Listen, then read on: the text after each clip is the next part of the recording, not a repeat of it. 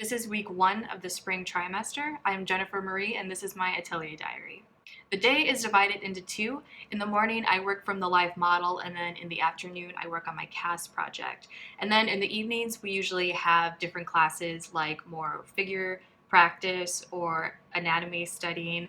But the first week of each trimester, we only have the morning and afternoon work, and then we don't have our evening classes that first week. For the morning figure class, what we usually do is we have one model that will pose for 5 weeks, but one time during the year, we split that 5-week pose up to 2.5-week poses. And this trimester, we're doing that. And I really like doing the 2.5-week poses because the poses are obviously shorter then, so you know you're not going to be able to finish a painting or a drawing like you normally would be able to in 5 weeks. So since it's only 2.5 weeks, you really put all your focus into getting a really solid block in.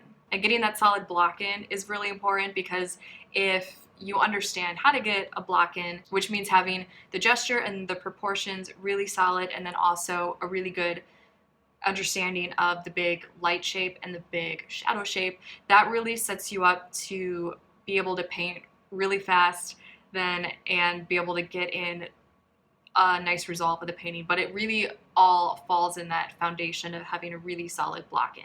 So the model posing, her name is Emily, and I'm working straight on the canvas. My canvas already has an imprimatur on it, meaning that it has that dark color washed over it. And I'm drawing right on the canvas with charcoal. And the charcoal that I'm using is really soft. It's by Nitram. I can't remember what it's called. It's the one with the yellow, in the yellow box with the yellow sticker on it. And they're shaped like vine charcoal, so they're in like a long cylinder. And I don't sharpen those because doing a block in, I'm really more focused on getting the big gestural lines that make up the pose. And so I don't want to sharpen it into needles or razor blades because that can kind of get you into doing more finish and detailed work, which is not the goal of getting the drawing in. So that's why I'm using like a big fat piece of charcoal and I'm not sharpening it at all. And then so when I make mistakes, which I sure made a lot of mistakes with this one, to take the charcoal off, I either rub it off with my hand or I use a chamois that gets it off pretty clean as well. And I really struggled getting this block in with this drawing. I ended up erasing all my charcoal lines a lot, maybe 2 or 3 times, and just starting over. And I'm finding, since this is my first time doing charcoal over an imprimatur like this, that sometimes the charcoal will pull the imprimatur off, so you'll still see lighter lines that are kind of like the ghost line of what you've drawn before. So to not confuse myself or to kind of put down those same exact lines, I would flip my canvas over so I wouldn't kind of be retracing the lines that I already did, so I could kind of have a more fresh view of what I'm doing. But still, I worked on this drawing for maybe 2 or 3 days, and I'm still really not happy with how I got the charcoal drawing in. I don't think it expresses the pose very well and not the proportions of Emily very well. And Emily does move in this pose a little bit, but it's almost in a, I mean, you want your model to be as still as possible, but if they're going to move, which they are because they're a living person, you're going to want them to move in the way that Emily's moving. So in her pose where she has her arm back, she'll start up kind of straight, and then about 5 minutes in, she'll slowly start to lean more back in the pose, and which is good because it's really making an extreme gesture. And she is consistent every time she goes up there, where she starts off more straight up and then she goes into the more extreme pose. So I really have, even though she is, you know, moving back like that, I really have no excuse for not getting the pose because she is consistently going back into the extreme pose. So when I'm drawing it, during the time where she's more straight up, I will focus more on correcting proportions. And then when she starts to lean back, because the pose is more, or the gesture is more extreme, I want to capture the extreme gesture to make a nicer looking painting that's kind of more active. So then when she gets into that, I'll start drawing it really fast and moving things around really fast. But I'm really still struggling with capturing it. So what I did then was I moved away from using charcoal and I started to use paint to put a wash in. And I felt like the wash would maybe help me get the gesture and the proportions better because I see in masses personally. And so if I could get big masses of the shadow shape and light shape, I felt like I could hopefully pull the drawing into being more accurate. So what I did for this wash is I mixed up my shadow color and just dry brushed everything in really simply. And I think doing this, it did improve the gesture, but I'm still really not happy with it. Emily, the model, she is pretty tall and thin, and in my painting, she looks more short and a little wider. So I was asking other students if they could see what was wrong with it because I knew that it didn't look right, but I kind of didn't know where to start correcting it.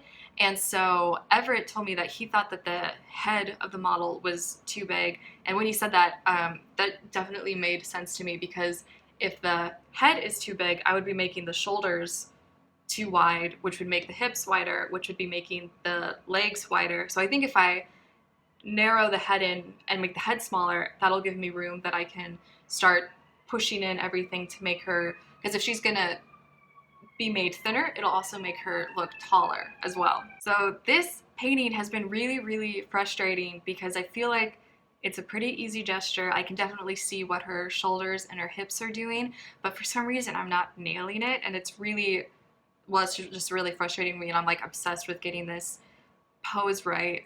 So I have 1.5 more weeks to work on it, so I really hope I can nail it down and make it look more like Emily in the pose that she's in. And contrasting my morning class, working on my cast project in the afternoon is going really, really, really well. So last trimester, I was working on the transfer drawing for this, and then starting this week of the spring trimester, I transferred the drawing onto my canvas. And so how I transferred the drawing onto a canvas to start the painting is I take my drawing and I put tracing paper over the drawing, and I take a marker and I trace out the big lines, and then I take the tracing paper off and I flip it around, so I'm working on the reverse image, and I will take paint, my shadow color, and I'll trace over the back of the marker lines.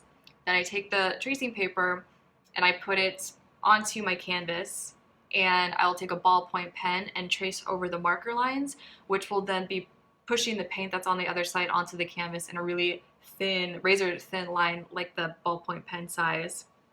And then I take the tracing paper off, and then so I have the outlines that make up my drawing. And so that process took about an hour, and then I had 2 more hours before the sunset to get a nice wash in. So for getting the wash in, I mixed up my shadow color, and I dipped just the corner of my brush into a little bowl of turpentine, and then I would wipe the brush off on a paper towel, so I just had like as minimal turpentine on my brush as possible, just enough to kind of loosen up the paint a little bit.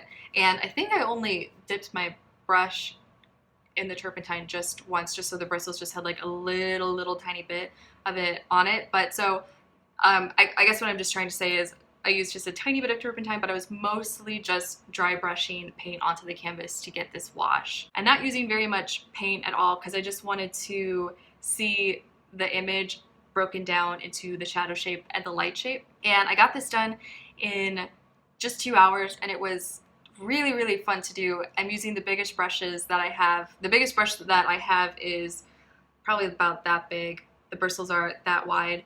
And so it's just fun to just go really fast, try brushing paint onto the shadow areas. And since I spent such a long time on my transfer drawing, making sure that the drawing was as correct as possible, that really set me up really good that I could work really fast to get the paint on it to get a really nice image. And the funny thing is, doing that transfer drawing, it took probably 5 or 6 weeks to get it done, and then putting the paint on, which kind of brings it up to the same level as the transfer drawing, having the light shape and the shadow shape, just took 2 hours. Because if you have the drawing down pretty solid, paint you can work so much faster than charcoal, which is really fun just because you get to work fast and there's a lot of movement since the painting's really big, so it was just a lot of fun.